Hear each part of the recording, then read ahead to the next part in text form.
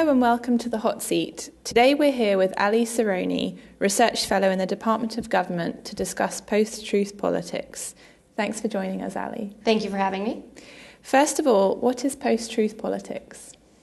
Well, first of all, we know that both information and misinformation have always played a large role in politics. Putting a political spin on information is nothing new. And also we're very used to seeing what I call sensational statistics, so presenting actual evidence, but maybe in a selective or misleading way.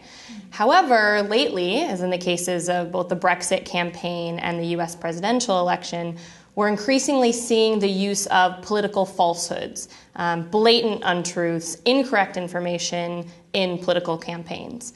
As a result, Oxford Dictionary's word of the year was recently announced to be post-truth.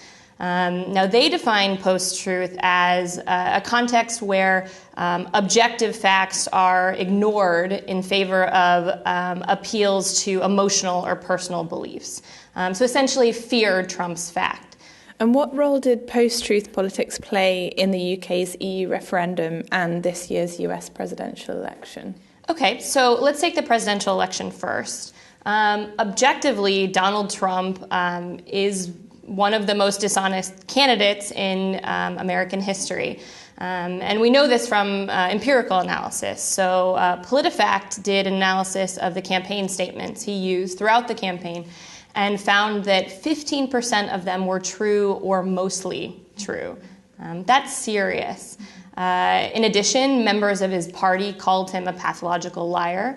But the interesting thing about the U.S. case is that the more Trump lied, the more attention he received, and the more media press he got. Similarly, in the case of the Brexit campaign, the Leave campaign in particular, a lot of the campaign rhetoric focused on untruths. In particular, one of the main campaign slogans, the fact that the UK was sending £350 million to the EU, that was untrue. That wasn't just misleading, it was untrue. And in both the US and the UK cases, there were experts on hand to try and dispel these facts. But no one seemed to listen. And even now, the Leave campaign faces legal action for some of the information presented, the fact that it was untrue. Now, in both cases, I think it's important to note that the outcomes are a result of much larger political factors. Information only played a role. But what we can see from both cases is that political falsehoods fire up voters. They get attention, particularly in the media, which is why politicians keep using them. It would appear then that in some cases voters are fooled by untruths or are almost ignoring them. Is this the case? And if so, what other factors are affecting people's voting choices? So that's a good question, and there are a lot of factors. On the voter side, political science tells us we know that voters are myopic. It's costly to acquire information about campaigns. We also know that people tend to seek out information from sources that are ideologically similar to themselves. And, there's a general perception that voters' minds are hard to change. But there's a lot of interesting research being done on how the media affects voters' perceptions, and some hopeful research, I think.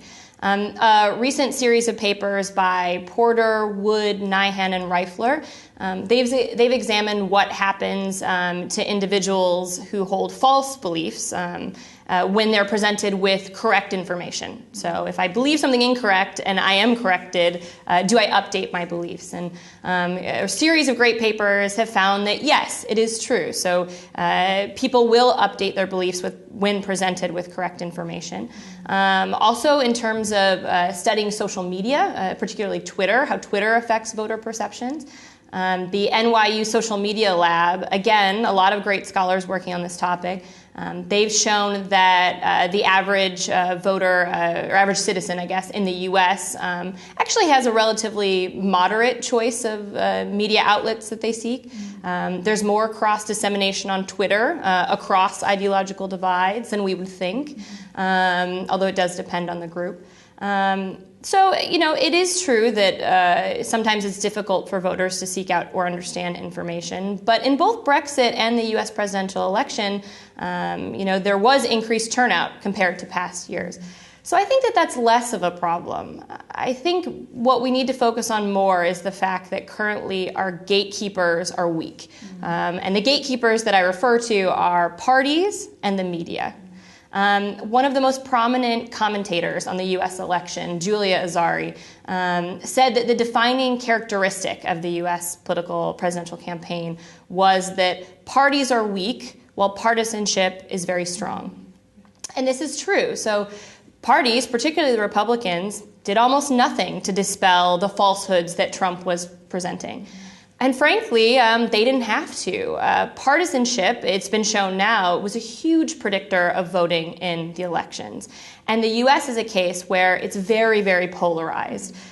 So if you are going to vote for your party's candidate, no matter what, there's little chance you're ever going to switch sides. Then it doesn't matter what the other side is saying. It's easier to ignore.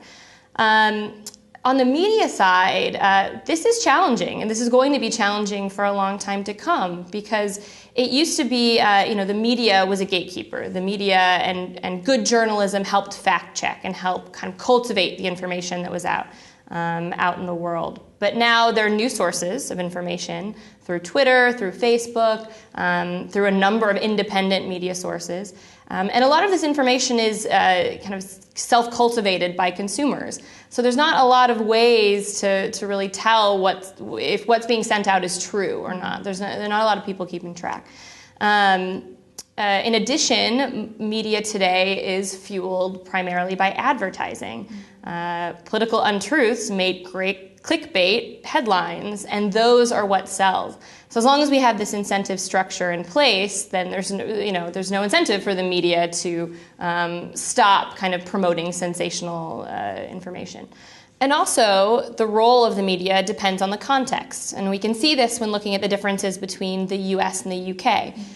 In the US, most news sources are partisan, frankly. Even the news outlets that are the most objective, that are the most evidence-based, typically have a liberal slant.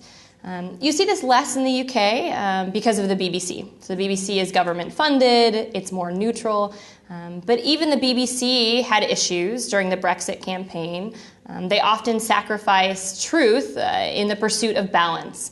So in wanting to create panels that had experts from both the Leave and the Remain campaign, that's a good goal in general, except that when most of the evidence overwhelmingly points to one side, take climate change, for example, then maybe we shouldn't have balanced panels.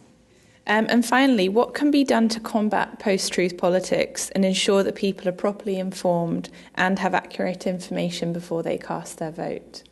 So I think the first thing we need to do is be very aware of how information is dispersed in society, and in particular how that information shapes voters' beliefs.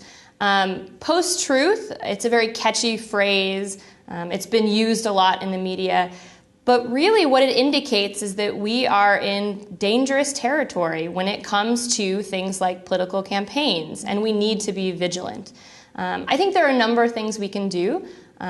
First of all, protect independent sources of information. So help fund the media, help fund fact-checking organizations. This has been shown to help voters get access to information and also check those who would promote falsehoods. Also, it's important to have better policies regulating social media. This is something that both Facebook and Twitter are dealing with right now. And it's not easy. Balancing freedom of expression and freedom of speech on one hand with the importance of presenting accurate information. It's difficult, but I think it needs to be done.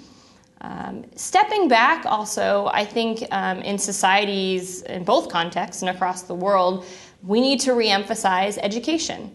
It's not just the information we receive, but we need to educate a new generation of students, particularly, how to accurately assess information that's presented on social media, because this is something that this generation faces that prior generations have not. And finally, I think the most important thing that we can do is to speak up. As long as the norm exists that politicians can lie with no consequence, it will continue to happen. We need to make it costly for politicians, political elites, political parties to lie, and we need to hold these actors accountable. This is something that obviously political elites should be doing, but I think in conclusion, this is something that everyone should be doing. Each individual should be speaking out when they see false information spread, and supporting the various institutions and outlets that help promote good information. And this is something that each individual can do on a daily basis. Great. Well, thanks very much, Ali, for joining us. Thank you.